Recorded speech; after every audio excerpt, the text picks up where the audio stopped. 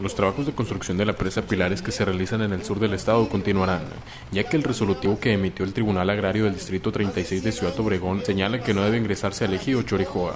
Enrique Martínez Preciado, director de la Comisión Estatal del Agua, manifestó que la obra sigue en marcha, ya que las labores se realizan a kilómetros del lugar, aunque señaló que la constructora sí ha ingresado a dichos terrenos, por lo que esperarán posibles acuerdos con ejidatarios. Creemos que podemos llegar a acuerdos. La verdad es que la gente que de alguna manera presentó el amparo era gente que ya previamente habíamos logrado acuerdos de lo que es su compra de tierras, de lo que es las obras complementarias que se tenían que hacer. Esta controversia, vamos a decir, que se está presentando ahorita, es una controversia que no tiene nada que ver con la etnia guarijía, por ejemplo. Es algo más local en el ejido Chorijoa. En este momento las cosas siguen así. Estamos ahorita, ellos iban a tener una reunión el domingo en su ejido y estamos esperando esa resolución que tenían ellos el domingo. Nosotros como Estado no somos los que decimos qué tipo de presa se hace.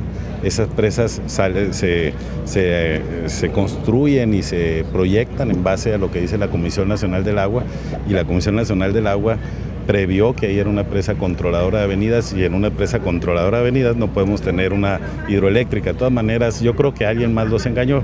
Yo creo que de todas maneras necesitaríamos una cortina mucho más grande y escurrimientos mucho más grandes para poder generar una hidroeléctrica ahí. Para el Imparcial.com, Juan Enrique Hernández.